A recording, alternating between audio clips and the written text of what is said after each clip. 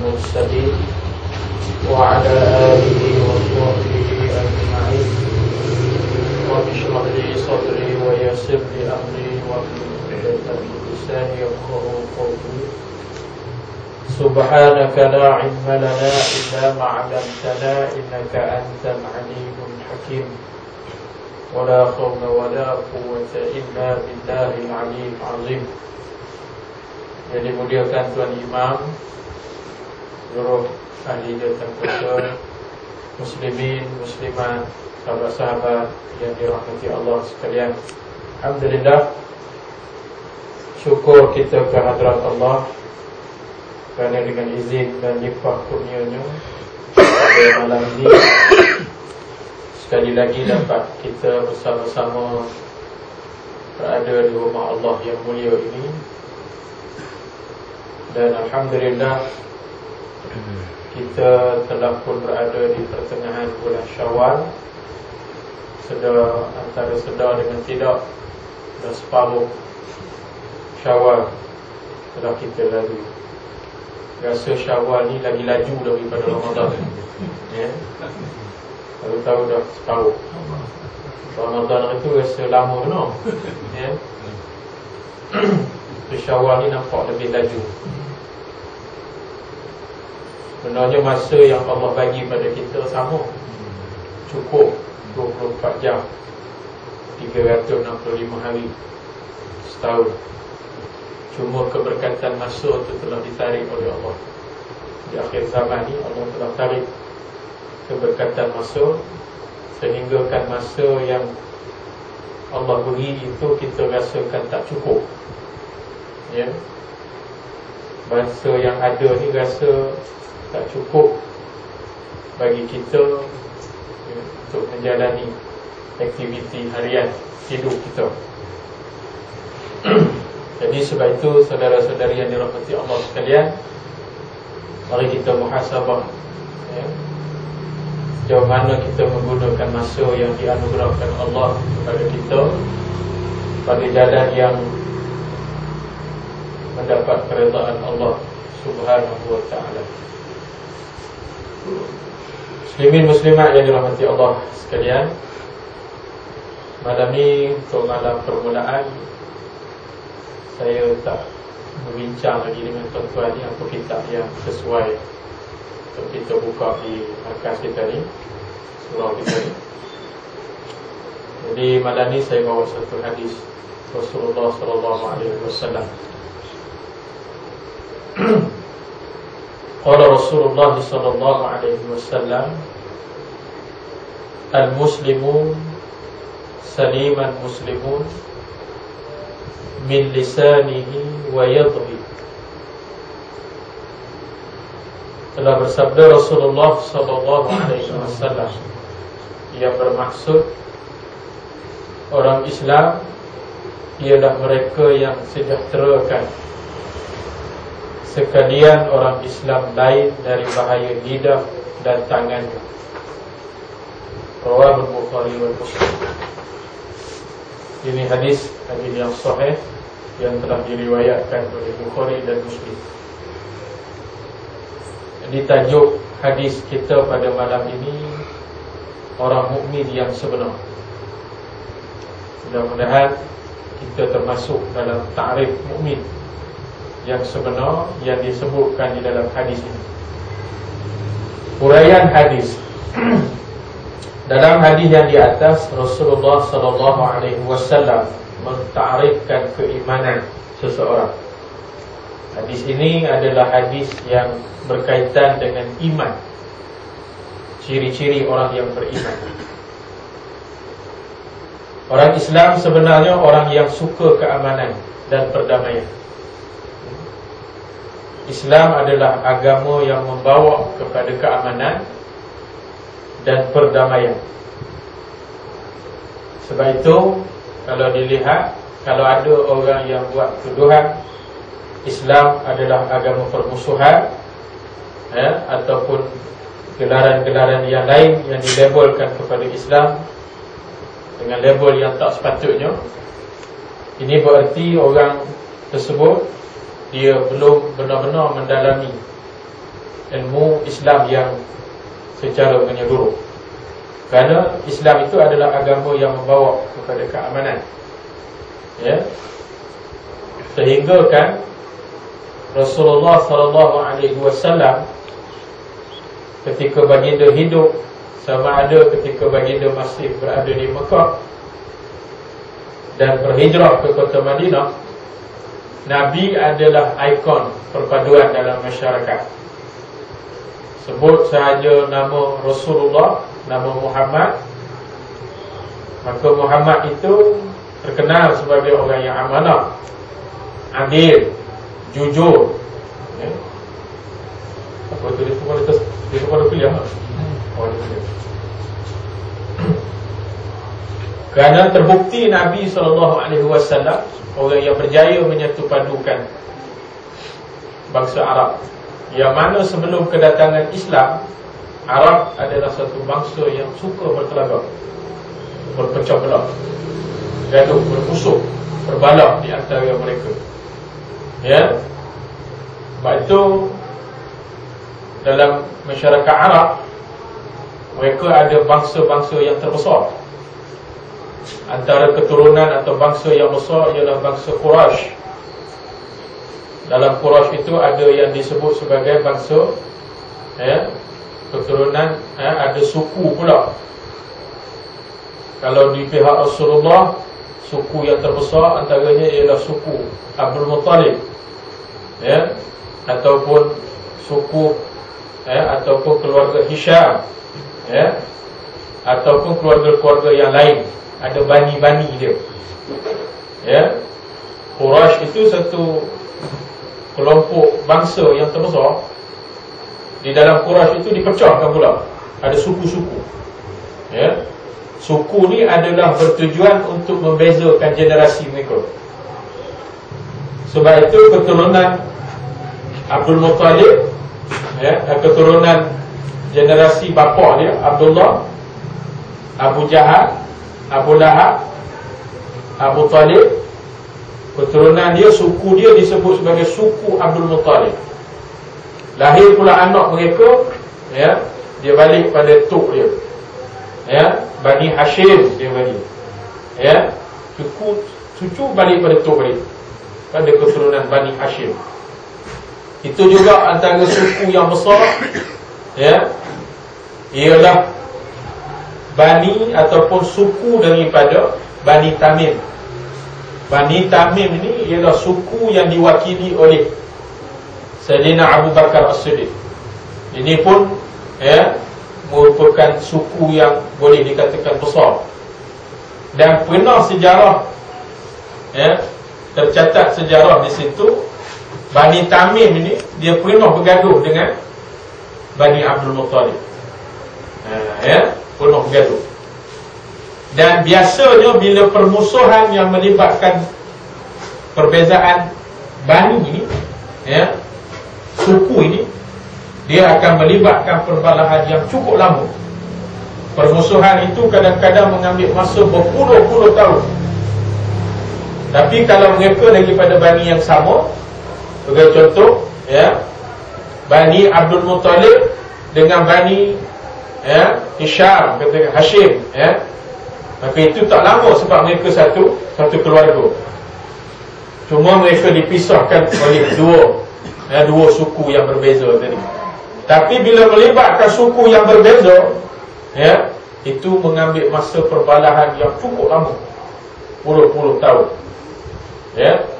Dalam riwayat pernah dicatatkan Bani Tamim pernah bergaduh, ya, dengan suku Abdul Muttalib selama 40 tahun, ya, lama tu. Baik. Apabila datangnya Nabi SAW, Nabi berjaya menyatu padukan, ya, di kalangan bangsa Arab, ya. Dan sejarah menunjukkan bukan sahaja Nabi berjaya menyatukan puak-puak yang bertelingkah di dalam kota Mekah. Sejarah yang paling manis, Nabi pernah menyatukan dua kumpulan terbesar yang disebut sebagai kumpulan Muhajirin dan Ansar, ya. Muhajirin orang yang duduk di Mekah, yang berhijrah sama dengan Nabi. Ansar ialah orang yang sedia berbai'ah dengan Nabi, yang duduk di Madinah. Walaupun jarak memisahkan mereka jauh, ya, Mekah dengan Madinah ni jauh jaraknya, tapi formula Islam berjaya menyatukan mereka. Ya. Sebab itu kalau kita sebut soal perpaduan, kita kena ketepikan soal bangsa. Ya, bangsa bukan alat, ya, alat kesatuan yang terbaik dah. Ya, kita mesti ajak semua orang berpayung di bawah naungan Islam. Islam aja boleh menyatukan. Buktinya, bagaimana Nabi pernah satukan di antara puak terbesar di Mekah, ya, disatukan dengan puak terbesar di Madinah, ya, yang mana mereka berjaya ketepikan soal kepentingan bangsa. Mereka berpayung di bawah Islam. Lihat bagaimana Islam, ya, mendapat satu formula yang terbaik untuk menyatu padukan kelainan bangsa di kalangan manusia. Ya, bukan sahaja Nabi berjaya satukan mereka, berjayanya Nabi, ya, melahirkan rasa, ya, di kalangan mereka ini, ya, seperti mereka ni hidup, ya, bagaikan adik-beradik. Kalau kita baca sejarah, ya, ketika Muhajirin ni yang selai sepinggang ni, yang tiba di Madinah, ketika itu, ya, orang Ansar ni ada yang sampai tahap sanggup ceraikan isteri. Ya, yang 2-3 isteri ni sanggup ceraikan salah seorang, dikahwinkan dengan saudaranya daripada Muhajirin. Ada pula yang sanggup, ya, kumpulkan duit yang banyak, diserahkan pada Abdurrahman bin Auf, diminta Abdurrahman bin Auf niaga, mereka melabur pada Abdurrahman bin Auf. Ada pula yang sanggup serahkan rumah, ya, orang Ansar ni ada setengah daripada mereka yang kaya, ada 2-3 buah rumah.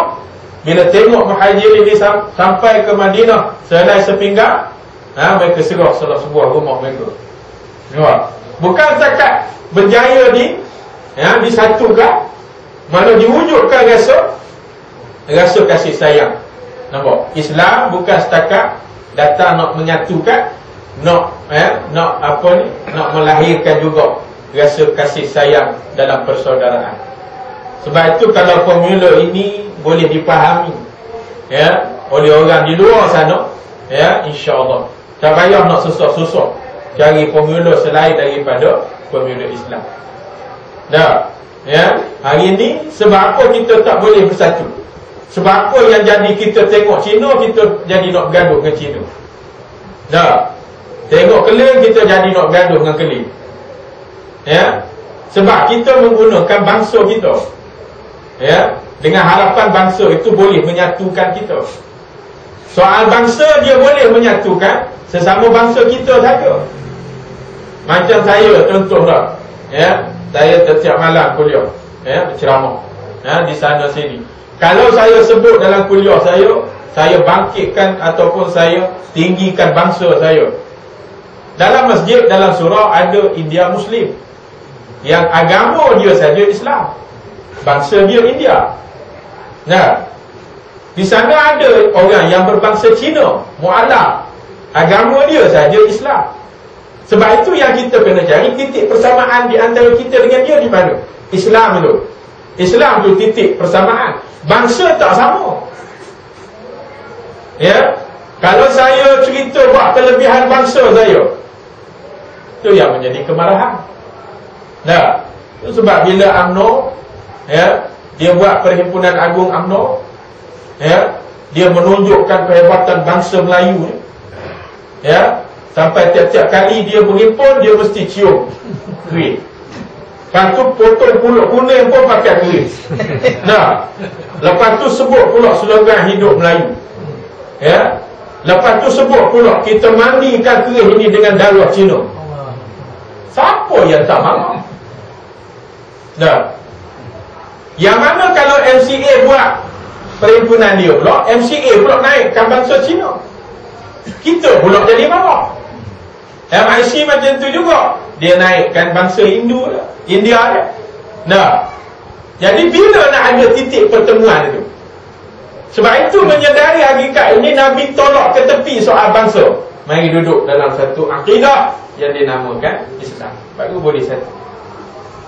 Dah. Ya. Saya tuan-tuan, saya tertarik.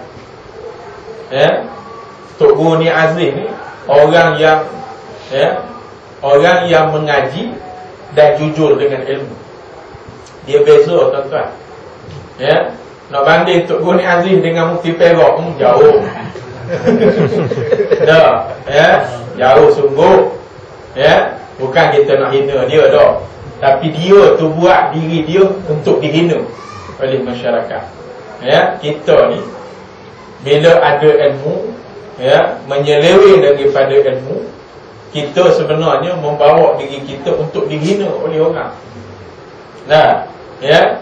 Batu tuan-tuan, saya belum jumpa lagi orang yang boleh memberi hujah, yang begitu kuat, mantap, ya, yang apa kita kata kukuh hujahnya. Walaupun mufti yang ada 14 orang ni pun, ya, belum tentu boleh, ya, boleh berhujah seperti mana Tok Guru Ni Azim berhujah. Sebab dia ada beza, tuan-tuan. Itu sebab Imam Hasan Al-Banna Asy-Syahid, ya, Imam Hasan Al-Banna, dia kata apa? Ulama ni ada dua tugas yang dia kena buat, baru dia layak digelar ulama. Kalau salah satunya tak ada, dia tak boleh dipanggil ulama.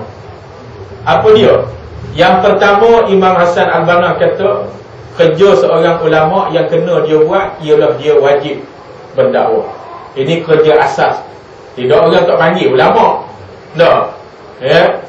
Kedua, mau tak mau selepas dia berdakwah, selepas dia mengetahui hukum, dia kena tegakkan hukum, dia kena berpolitik. Ya.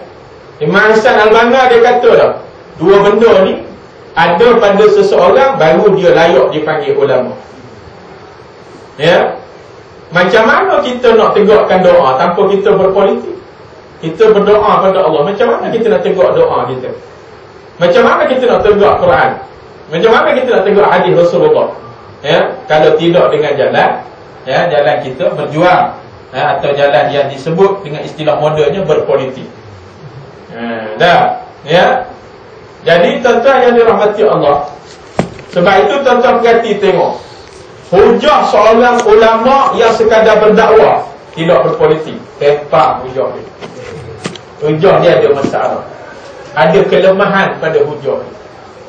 Tapi cuba tuan-tuan dengar hujah seorang ulama yang berdakwah, dalam masa yang sama dia buat kerja politik. Mantap hujah dia.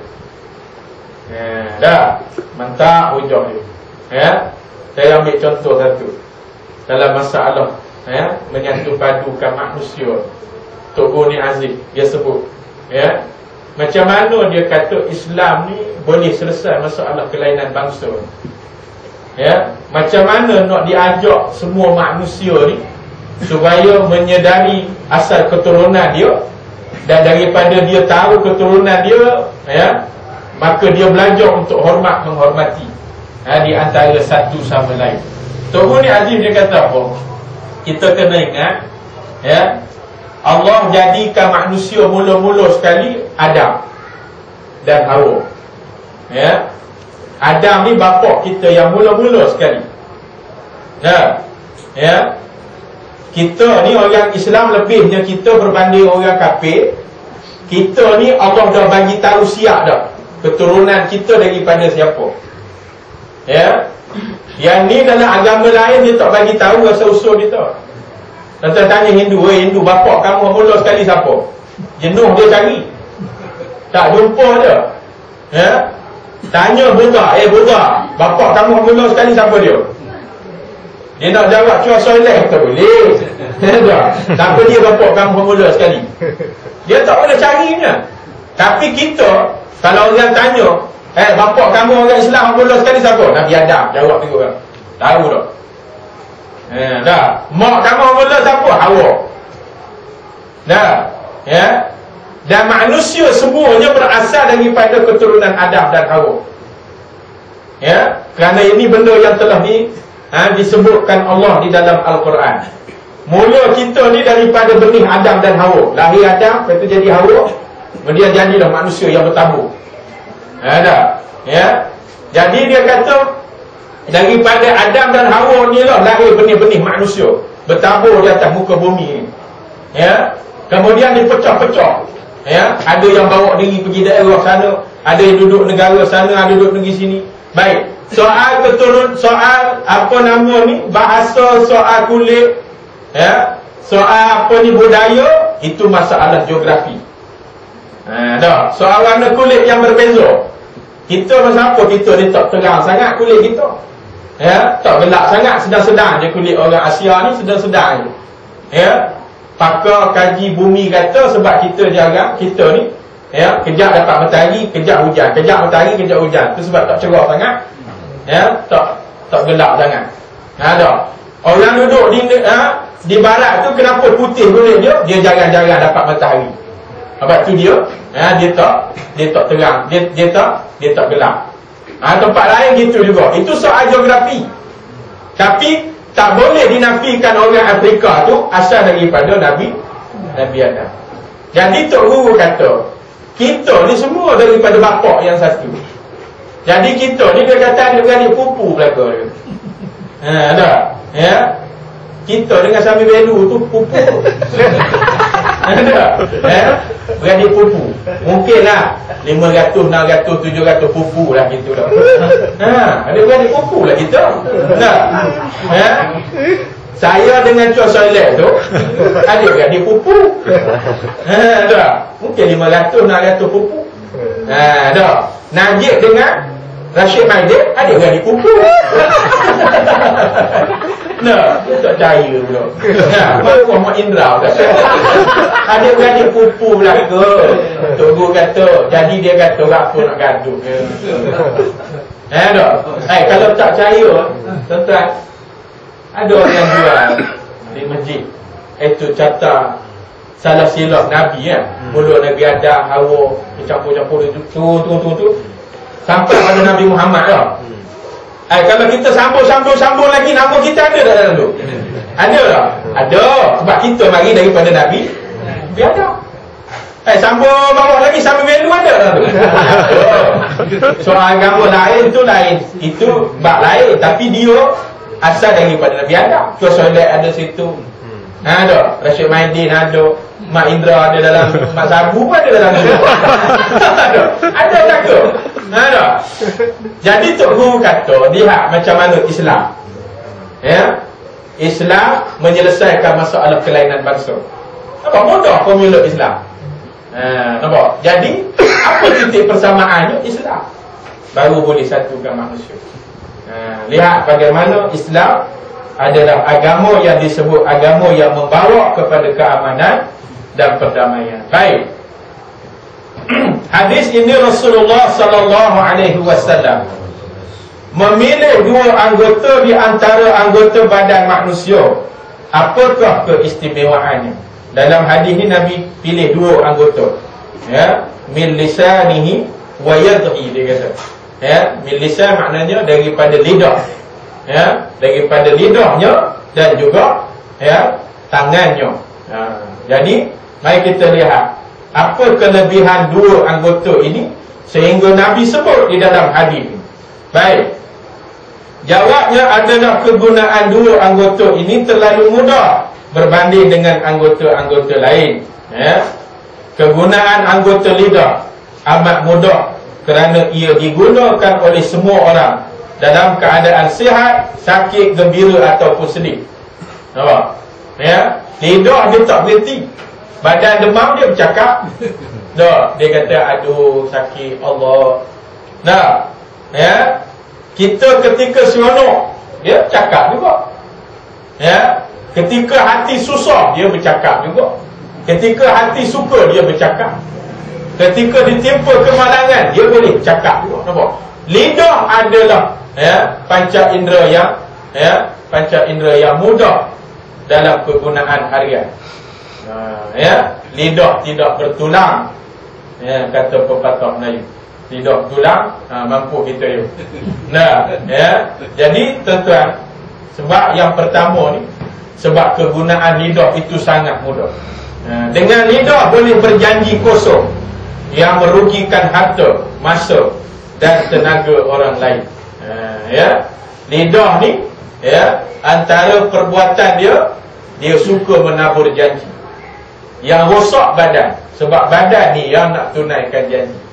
Kadang-kadang lidah ni dia terlepas cakap, dia terlepas janji. Dia tak fikir kesan apa pada badan. Ya, sebab lidah tak betul lah, dia janji je. Ya, bukan dia nak buat, dia kata. Aku sebut aja, yang buat kan tangan, kaki. Ya, yang nak sakit pun tangan, kaki, badan. Aku tak sakit apa. Nampak? Mudah tak kegunaan lidah? Mudah. Ya, mudah apa tadi? Dia kata menabur janji. Itu sebab orang munafik, ya, dia tak boleh jaga lidah. Nah, dia suka berbohong. Pergi rasmi jabatan ni umur 20 juta. Apa ada? Sebut aja orang kampung ni bodoh. Nah, dia bukan tahu ada duit ke tak ada duit. 2 juta tu orang kampung tak pernah tengok banyak mana. Nampak? Sebut aja. Rasmi hospital sekarang kita bagi peruntukan 100 juta. Orang kampung yang bodoh kumpul dah. Ya. 20 juta tu dia umum projek bagi kroni dia. Kita melepas. Nah, apa nak heran? Mulut. Kita tengok Najib. Ya, dia Perdana Menteri yang suka announce. Satu-satu projek dia nak dia yang, ya, umumkan. Dah. Kita tengok dia Perdana Menteri sebelum ni tak ada gila sawan macam dia sangat. Dia ni suka sangat. Ya. Hari Merdeka dia ada special pengumuman dia. Kita umumkan ni 20 juta untuk pesara tentera, kita nak contoh lah. Ya. Kita umum ada saja. Betul ke ada duit ni tuan-tuan? Ya. Sekarang ni tuan-tuan, ya, peramal penganalisis ekonomi dunia, ya, meletakkan Malaysia salah sebuah negara yang bakal berdepan dengan kegawatan ekonomi yang parah. Kerana apa? Kerana kebergantungan kita dengan dolar US. Ya, tuan-tuan, hutang Amerika Syarikat hari ini sudah mencecah 1,400 bilion. Ya. Semua misi ketenteraan dia di Afghanistan, di Pakistan, di Iraq, ya, kemudian di beberapa buah negara Asia, semua misi ini, ya, telah menyebabkan ekonomi Amerika Syarikat berada pada keadaan yang kritikal. Dia menanggung hutang 140,000 bilion dolar. Jadi macam mana dia nak ya, dia punya perbelanjaan, dia punya bajet tahunan dia, ya, sudah 25 tahun defisit. Ya. Defisit maknanya perbelanjaan dia belanja dulu, kemudian baru dia nak cari mana dia nak bawa duit mana dia, baru dia cari kemudian. Maknanya dia berhutang dulu. Ya. Apa cara Amerika Syarikat nak pulihkan balik ekonomi dia? Dia apungkan dolar Amerika. Dia cetak dolar. Ya. Bila dolar Amerika berada di pasaran, ya, berlaku lambakan dolar. Ya, menyebabkan nilai dolar jatuh. Bila nilai dolar jatuh, apa kesannya? Kesannya kepada mana-mana negara yang mengguna mata wang dolar Amerika Syarikat, dan Malaysia antara negara yang terbesar, ya, menggunakan dolar Amerika dalam urusan perdagangan antarabangsa. Sebab itu hari ini kita dah mula rasa sikit kesan. Ya, sebenarnya tuan-tuan, peramal ekonomi mengatakan Amerika sebenarnya dah lama bankrupt. Ya, tetapi dia disokong kuat oleh Yahudi. Ya, sebab tu sekarang ni dia menghalalkan apa sahaja yang Yahudi nak. Baru ni tuan-tuan tengok, ya, bagaimana di tebing barat, ya, mereka bawa jentolak, mereka rampas lagi, ya, 14 ekar tanah milik rakyat Palestin. Amerika menghalalkan tindakan mereka. Ya, rakyat Palestin baru ni menuntut kemerdekaan. ya, supaya dia dimasukkan dalam salah sebuah negara, dalam pertubuhan bangsa-bangsa bersatu. Ya, Amerika lah pelobi paling kuat minta supaya Palestin tidak dimasukkan dalam pertubuhan negara bangsa-bangsa bersatu. Sebab apa? Sebab Yahudi lah sekarang ni yang menguasai ekonomi dunia penuh. Ya, baik. Tentang yang dirahmati Allah, ini dia. Ya, lidah, dengan lidah boleh berjanji kosong. Janji ni tuan-tuan, kata ulama, walaupun dengan orang kafir, wajib kita tunaikan.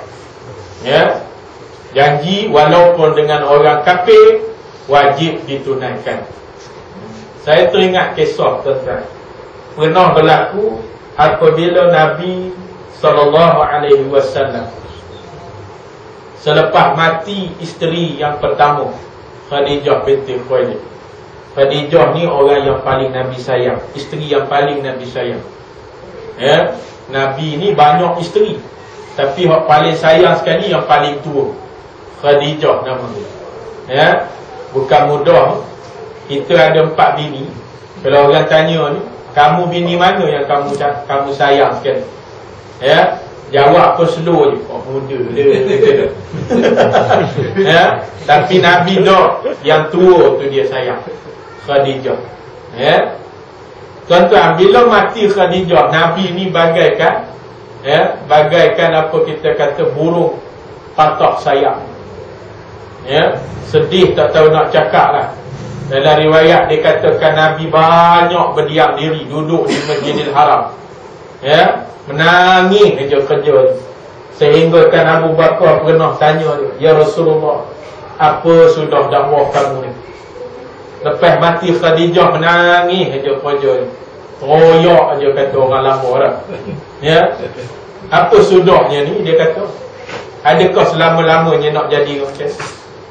Ya, sahabat bimbang tengok Nabi, seolah-olah Nabi dah putus asa lepas kematian isteri. Ya, kemudian tuan-tuan, selang beberapa minggu datang seorang perempuan. Ya, dia perempuan, saya ingat. Datang seorang perempuan yang namanya Khawlah binti Hakim. Ya, seorang perempuan yang tinggi lampan. Ya, Khawlah ni dia datang kepada Nabi, dia kata, ya Rasulullah, kamu tak nak ke kahwin lain? Baru 2 minggu. Sedih-sedih juga. Ya, kita ni tuan-tuan, memang kita ni dituntut kalau isteri mati, tak salah kita nak melahirkan rasa sedih. Memang sedih lah, isteri dah. Ya, orang yang selama hari ni hidup. Kadang-kadang kita hidup dengan isteri lebih lama kita duduk dengan mak ayah kita. Ya, kita tak salah. Ya, kita nak mengenal isteri kita. Ya, tapi lepas tu tuan-tuan, kena cari hak lain. Hidup kena diteruskan. Ya, bukan kata mesti janji, tak boleh ustaz, saya dah janji sehidup semati. Enggak, takkan dia nak mati, kita nak mati sekali. Nabi tengok, walaupun dia sedih, 2 minggu lepas tu datang tawaran. Khawlah dia datang, dia kata, ya Rasulullah, kamu tak nak ke kahwin lain? Ya, Nabi kata, ada ke orang yang nakkan aku? Nabi tanya pada Khawlah. Dia kata, bukankah kamu Rasulullah? Siapa orang yang nak menolak pinangan kamu? Kamu ni Rasul. Nah, ya, kamu sebut aja Muhammad, kamu sebut aja ya Rasulullah.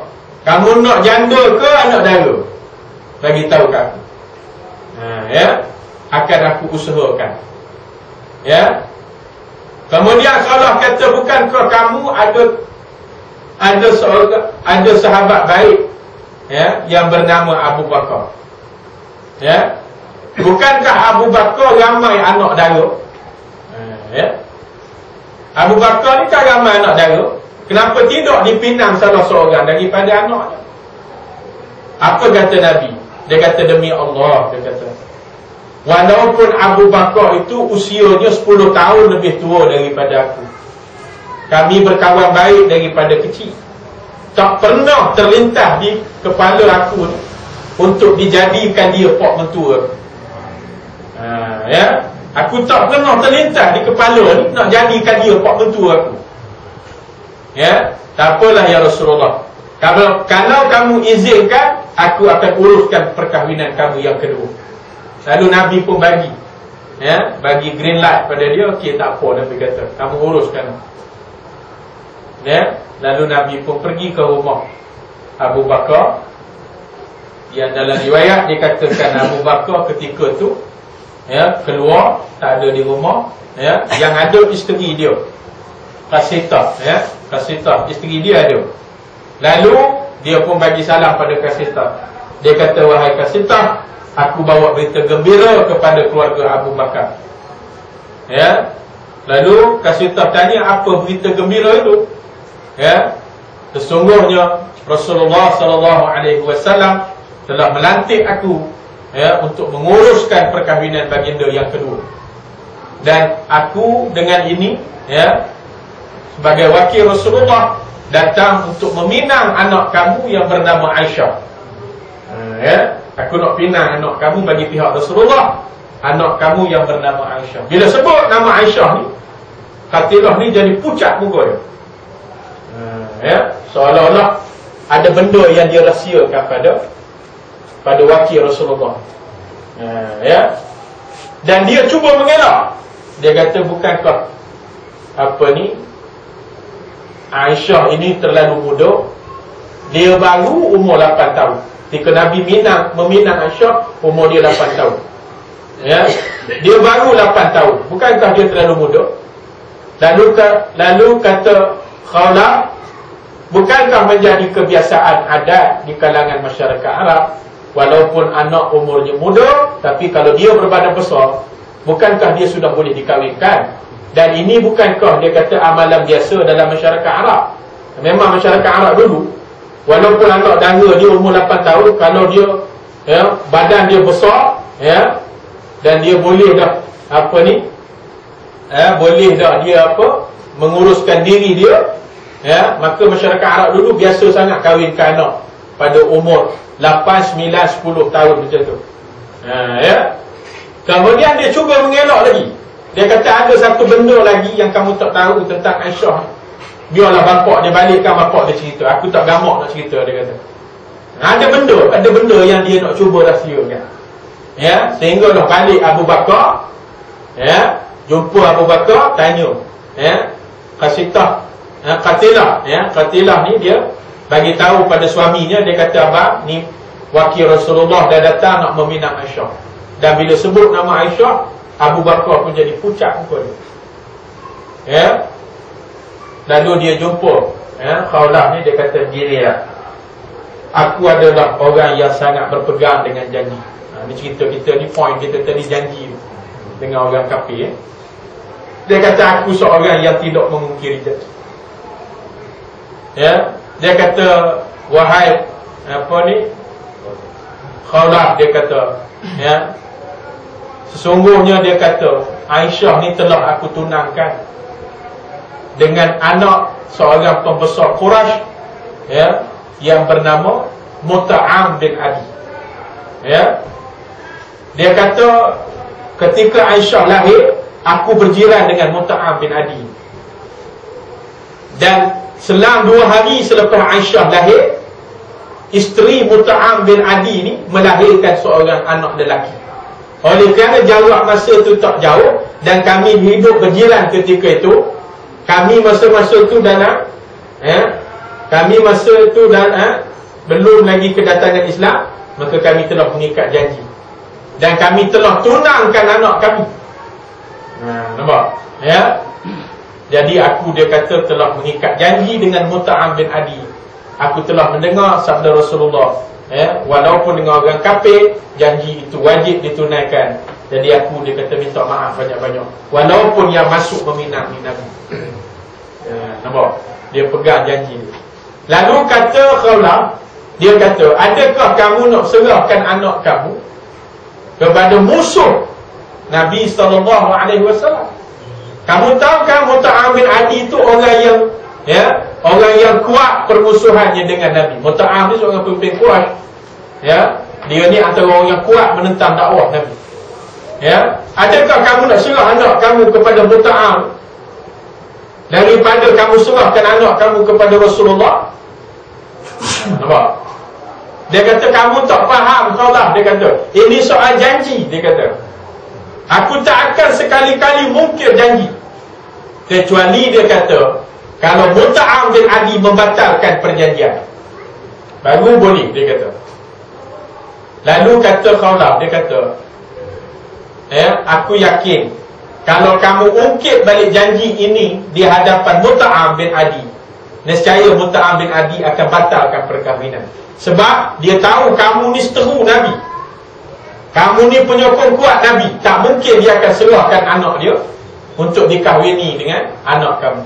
Sekarang ni dia kata Abu Bakar Ustaz cakap banyak, kamu pergi ke rumah Muta'am bin Adi, kamu ungkit balik janji ni. Setuju tak dia nak kahwinkan anak dia? Ya? Adakah janji itu akan diteruskan ataupun akan dibatalkan? Lalu Abu Bakar pergi ke rumah Muta'am bin Adi, pergi ke rumah isteri dia, ya, isteri dia yang Saud. Dia tak keluar. Muta'am bin Adi ni takut bini. Dia kurang kawan kita juga. Nah, dia takut bini. Ya. Lalu dia pun bagi, ya, dia bagi tahu. Dia kata aku nak berjumpa dengan Muta'am bin Adi. Ya. Lalu isteri dia yang keluar, isteri dia yang lebih-lebih. Isteri dia kata apa? Muta'am takkan berjumpa dengan kamu. Apa yang kamu nak wahai seteru Muhammad? Dia kata. Dia panggil seteru Muhammad. Ya. Apa yang kamu nak? Dia kata. Dia kata aku datang untuk mengungkit janji lama tentang pertunangan anak kamu dengan anak aku. Apakah akan diteruskan janji ini ataupun sebaliknya? Macam mana? Dia kata. Ya. Kemudian isteri dia jawab. Isteri dia ni lebih-lebih, cincin pun 24 juta. Ya. Dia yang jawab. Ya. Dia kata apa? Kalau aku kahwinkan anak aku dengan anak kamu, nescaya anak aku akan ikut Muhammad. Oleh yang demikian, batalkan perkahwinan ini. Lalu Abu Bakar kata, aku tak nak dengar cakap kamu, aku tak mengikat janji dengan kamu, aku nak dengar apa kata Muta'am. Tak, barulah Muta'am bin Adi pun keluar. Menikah je keluar ni. Nah, ya, tak berani dia. Ya. Lalu kata Muta'am, dia kata apa? Aku menurut apa kata isteri aku. Mana turut isteri? Ya, aku menurut kata isteri aku. Jadi Muta'am, aku nak tanya kamu ni, biar clear. Ya. Setujukah kamu kita batalkan perjanjian? Dia kata ya, aku setuju. Terus dia sebut Alhamdulillah. Ya.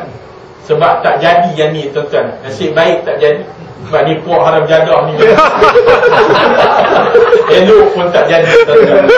Dah, ya. Lalu dia pun balik ke rumah, jumpa balik wakil Rasulullah tadi. Kemudian dia setuju. Nampak, tuan-tuan, ya? Apa jadi selepas tu, itu satu cerita yang panjang yang tak sempat kita nak cerita. Tapi poin kita tadi, lihat bagaimana khalifah pertama dia menjaga janjinya walaupun dengan orang kafir. Kita, tuan-tuan, pejuang Islam, kita kena tepati janji.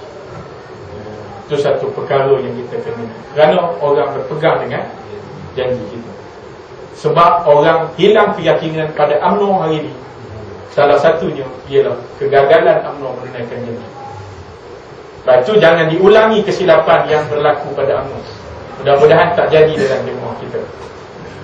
Ya, hari ini, tuan-tuan, kerana janji itu yang menyebab, yang menjadi kita panggil apa? Senjata makan tuan balik kepada mereka. Ya. Pimpinan UMNO ni, tuan-tuan, memang janji memang tak boleh pakai. Ya. Terkenal dengan pemimpin yang berbohong. Semua bohong, tuan-tuan. Ya. Sekarang ni bermula 15 September, walaupun tadi dah diisytiharkan, ditangguh cukai 600, ya, untuk setiap kali kita top up, ya, prepaid kita, dia akan ambil cukai 600. Ya, Najib kata ini langkah yang tak pernah disetujui oleh Menteri Kabinet. Nah, syarikat telco kata ini benda yang sudah dipersetujui oleh kabinet. Nampak? Siapa yang bohong? Ya. Tuan-tuan, ya. Berani tak syarikat telco ini mengumumkan cukai 600 ini kalau tidak ada kebenaran kabinet? Soalan. Ya. Beranikah syarikat telco, dia sebuah syarikat besar, ya, nak mengubah dasar sebelum dia rujuk pada kabinet? Ini berarti perkara ini sebenarnya adalah disetujui oleh kabinet Malaysia. Nampak? Dia telah berbohong, dia menipu, ya, dalam perhimpunan bersih baru ni. Dah, ya, walaupun orang kata apa perhimpunan bersih ni dah selesai, jangan bangkitkan balik, ya. Tapi kita nak tanya, di mana janji Perdana Menteri? Dah, kita telah ikut segala peraturan. Polis kita dah jumpa banyak kali, ya, sehingga daripada ke baginda yang di-Pertuan Agong sendiri setuju, ya, untuk menerima memorandum kita. Ya, macam mana yang dikatakan kita pertubuhan HAM? Takkanlah tuanku tersalah nasihat. Ya, tuanku sendiri setuju nak berjumpa dengan. Sebenarnya tuan-tuan yang pergi hari itu adalah tetamu istana. Ya, yang salah ni pihak polis. Nampak?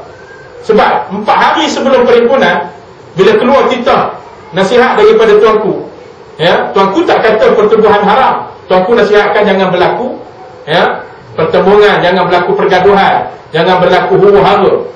Dan kita akur, pemimpin kita dah bagi kenyataan yang jelas dalam mana-mana ceramah. Jangan ada orang yang bawa jangan ada yang bawa senjata dalam perhimpunan ni, atau apa-apa benda yang boleh tafsirkan sebagai senjata. Kalau bawa juga, ya, peguam kita takkan bertanggungjawab.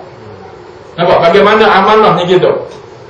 Ya, akurnya kita dengan titah ucapan tuanku. Ya, tapi pihak boleh main kasar. Ada. Belum berhimpun baru pakai baju kuning dah kena tangkap. Ya. Ini cukup pelik. Dalam tempoh perhimpunan bersih, Samir Boda tak berani keluar kuih tu. Nah, sebab dia punya ihram tu baju kuning. Dia tak berjaya baju kalau dia cari semua. Nah, Samir Boda pun tak berani. Kita jangan keluar berdakwah. Dia kata mampu balik nanti gas spender. Ya, tuan-tuan tengok, ya, gelisah habis satu dunia dengan warna kuning. Ya, bila dah jadi huru-hara macam tu, tuanku pun dah bagi nasihat, tuanku suruh kerjaan berlaku adil. Akhirnya Najib kata apa? Kita setuju untuk bagi stadium. Nampak? Ini cakap dia dalam berita. Ada janji dia, nampak? Ni kata janji dia. Dia berjanji nak bagi stadium. Bila kita bohong stadium, dia tak bagi. Nampak? Ya, ini yang menjadi punca kemarahan. Ya, dia lupa apa yang disebut, tapi rakyat tak lupa apa yang dia sebut. Sebab itu pemimpin UMNO rosak, runtuh kredibiliti dia kerana janji kosong yang dia pegang. Dia dah lama tuan-tuan perintah. Kadang dia dah cakap merapu dah. Dia dah tak tahu mana cakap yang betul, mana yang tidak. Nah, macam isu komunis tuan-tuan. Ya, macam isu komunis. Saya ada orang hantar mesej kata, "Oi, ustaz komunis," dia kata. Tapi saya dapat trace lah nombor siapa. Saya pun malas nak layan tuan-tuan. Sebab dia pun komunis juga. Ya. Tuan-tuan, ya. Saya ulang siap dengar balik ucapan yang mula-mula sekali yang dikatakan kontroversi timbalan presiden kita. Ya. Tuan Haji Mat Sabu dia kata, dia bangkitkan kenapa hari ini suasana merdeka dia tak meriah seperti dulu. Tuan-tuan tengok ya, kerajaan buat kempen macam-macam. Kalau buka radio Ipoh, radio apa sekalipun, dia kempen kita semua pasal bendera, tapi rakyat tak pasal. Dan daripada saya tengok daripada 10 kenderaan yang lalu, satu pun tak ada. Ya. Memang tak ada. Aku lagi tak siok. Mampu kamu. Ya. Ini tuan-tuan. Memang tuan-tuan tengok sekarang. Ya, makin rakyat tak bersemangat sambut merdeka. Disuruh gantung bendera di premis-premis perniagaan. Tuan-tuan tengok. Ya. Banyak yang tak tahu. Nah, jadi Tuan Haji Mat Sabu kata, saya sebagai rakyat Malaysia, saya sebagai timbalan Presiden Parti Melayu yang terbesar, dia kata, ya, saya rasa bimbang. Kenapa rakyat dah semakin tak bersemangat, tak teruja nak sambut merdeka?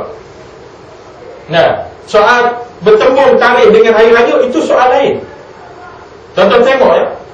Ya. Negara jiran kita Indonesia, rakyat dia cukup patriotik. Dia tak macam kita. Nah, di Thailand macam tu juga, bila bersambut merdeka, dia pun cukup patriotik. Ya, dia pun tak macam kita. Kenapa kita hari ini semakin luntur semangat nak menyambut merdeka? Kenapa tuan-tuan? Kata Mat Sabu, ya, kerana bila tiba 31 Ogos, TV menayangkan, ya, sejarah Datuk On, kemudian sejarah Tunku Abdul Rahman, dan 3 Perdana Menteri di atas lagi. Mahathirnya, apa nama ni, Hussein On, Abdul Razaknya, Pak Loh sekali sekarang. Dah, ya, seolah-olah merdeka ini, hari merdeka ini adalah sebagai satu hari ulang tahun UMNO. Rakyat tak rasa pun merdeka itu sebagai satu hari nasional, satu hari kebangsaan. Ya. Dan rakyat melihat bagaimana UMNO menyeleweng daripada fakta sejarah yang sebenar. Kita tak nafikan Datuk On ada jasa dia, kerana itu fakta sejarah. Ya. Walaupun dia pengampu Inggeris, tak apalah, terimalah dia. Saya minta orang PAS terima juga, Datuk On tu memang pejuang, pejuang kemerdekaan. Nak masukkan Tunku sekali, masuklah, tak apa. Tapi jangan dinafikan tokoh-tokoh yang lain, yang sebelum itu, yang lebih memulakan perjuangan daripada mereka. UMNO ni tuan-tuan, dia hero yang datang kemudian. Tahu tak? Dia hero datang kemudian. Ya, hero mula-mula ni tak, Tunku Nubuh dah mati berterabur habis semua dah. Ya, musuh pun dah tak kuat sangat dah. Dia pun naik atas gerabak kereta api, dia umur. Dia lah hero. Nah, ya, dia hero datang kemudian. Macam cerita Hindustan dah tuan-tuan. Dah habis semua mati, tinggal hero je lah. Nah, ya, ini tu. Jangan dinafikan. Sebelum itu ada gerakan ulama yang menuntut kemerdekaan. Ya, terbunuhnya tokoh-tokoh ulama besar. Seperti Tok Janggut. Ya, Mat Kilau, ya, Datuk Maharaja Lelo, ya, di Perak ni. Ya, lagi siapa? Dr. Burhanuddin Al-Helmi, Ahmad Bustama, ya, Ustaz Abu Bakar Al-Bakir. Ini semua tokoh-tokoh yang memperjuangkan kemerdekaan. Tapi oleh kerana mereka dilabelkan oleh British sebagai pengganas, UMNO juga turut mengatakan mereka pengganas. Nampak? Ada pula orang Melayu haluan kiri, haluan kanan. Mana datang haluan kiri, haluan... Dalam sejarah tak pernah disebut adanya Melayu haluan kiri, haluan kanan. Sekarang ni baru kita dengar. Lagi sejarah Malaysia ni tuan-tuan, sejak 2-3 hari sudah jadi bercepera dah. Yang Zainal Keling dia pula, dia kata, ya, dia kata Malaysia ni tak pernah kena jajah. Kami lagi teruk. Kami memang keling betul. Ya, dia lagi bagi pening orang. Dia kata Malaysia ni tak pernah kena jajah. Jangan sebut Malaysia kena jajah 400 tahun. Kalau tak pernah kena jajah, berapa sambut merdeka? Aduh, tuan-tuan. Ya. Kemudian tuan-tuan, dalam isu ini Mat Sabu bangkitkan soal Mat Indra. Ada. Dia bukan saja cakap kosong dia. Dia ada bahan rujukan, dia tunjuk buku yang dia baca. Yang pelik tuan-tuan, ya, Tuhan nak tunjuk, ya, UMNO ni memang gila babi dah. Ya. Buku tu perang katanya ditulis dan disain oleh Menteri Besar Johor yang ada sekarang ni. Dia yang sign buku tu. Kemudian salah seorang yang semak buku tu ialah Profesor Dr. Ramlah Adam. Bila jadi isu ni, Ramlah Adam pun kata, saya tak mengaku. Kamu yang semak. Macam mana kamu tak mengaku? Nah, Gani Osman pun kata, Mat Indra itu adalah pengarang. Dalam buku ni dia yang kata Mat Indra tu adalah pejuang sebenar. Itu ini kata cakap dah tak berapa nak betul. Nada. Ini benda yang orang meluat. Tuan-tuan saya, bapa saya tuan-tuan, ya, duduk dalam UMNO lama. Ayah saya 15 tahun pegang jawatan bahagian UMNO di Kelantan. Memang orang, dia memang OKU betul, orang kuat UMNO. Ya. Bapak saya sendiri tak percaya. Bapak saya kata betul Mas Abu cakap. Nah, sampai sekarang bapak saya tak berubah, duduk dalam UMNO. Ya. Mudah-mudahan doakan dia. Tapi tak aktif lah. Dia pun dah berluat dengan UMNO ni. Nah, ya. Ramai orang UMNO yang jumpa kita. Dia pun kata apa? Saya baru ni jiran sebelah buat rumah terbuka. Ya. Jadi jiran-jiran saya ni ramai lagi. Jalan Datuk tu ramai lagi yang UMNO. Dia pun berdatang. Ada seorang pemuda UMNO ni. Ya, dia kata UMNO ni bodoh dia kata. Ya. Dia bangkit isu komunis ni betul macam bola tanggung dia kata. Sekarang ni tak tertanggung dah dia kata. Tak tertanggung dah dia kata. Ya. Cuba bayang tuan-tuan, masa mula-mula isu ni, ya, Mat Sabu timbalan Presiden PAS. Yang cabar dia untuk berdebat KJ, Khairi Jamaluddin. Mat Sabu kata tak payahlah, dia kata dah. Ya, tak payah nak berdebat. Ya. Jadi bila ada orang UMNO nasihatkan KJ supaya jangan berdebat. Dah. Jangan berdebat dengan Mat Sabu. Pasal dia tahu dia tak boleh pergi. Dengan Mat Sabu dia tak boleh pergi. Ya. Sekarang ni ketua Muslim Barat kita pula ajak dia debat. Langsung dia diam, tak cari apa. Nampak? Ya. Jadi isu ni tuan-tuan sebenarnya membuka mata masyarakat. Ya. Paling tidak pun, ya, sekurang-kurangnya apa rahmatnya bila Mat Sabu buka isu ni, terbela sedikit balu-balu anggota polis yang terkorban dalam peristiwa Bukit Kepong. Aku mereka nak tengok. Rupanya bila buka isu ni, ada pengakuan daripada baru keluarga si mati mengatakan, semenjak kejadian Bukit Kepong, kerajaan hanya bagi saya dan anak-anak 1,800 gitu. Pencen tak dapat, apa pun tak dapat. Akhirnya buka balik cerita tu tuan-tuan. Nampak? Ya. Jadi keluarga balu ni kata apa? Syukur Mat Sabu buka isu ni. Baru dia membuka mata. Dah. Dia pun tak, UMNO tak serius nak membantu, ya, pasukan keselamatan kita. Tuan-tuan tengok bila tiba Hari Pahlawan, diumumkan tabung Hari Pahlawan. Kutip dekat budak-budak sekolah. Budak sekolah masuk sekupang, 2 kupang nak bagi pada tentera kita. Ya, tapi untuk projek isteri dia permata boleh sampai 117 juta umum dalam parlimen. Kenapa tidak umumkan nilai yang sama atau lebih lagi kepada orang yang betul-betul, ya, terkorban mempertahankan negara. Ini Hari Pahlawan pergi kutip demo. Nampak? Hinanya bekas tentera kita, bekas pejuang negara.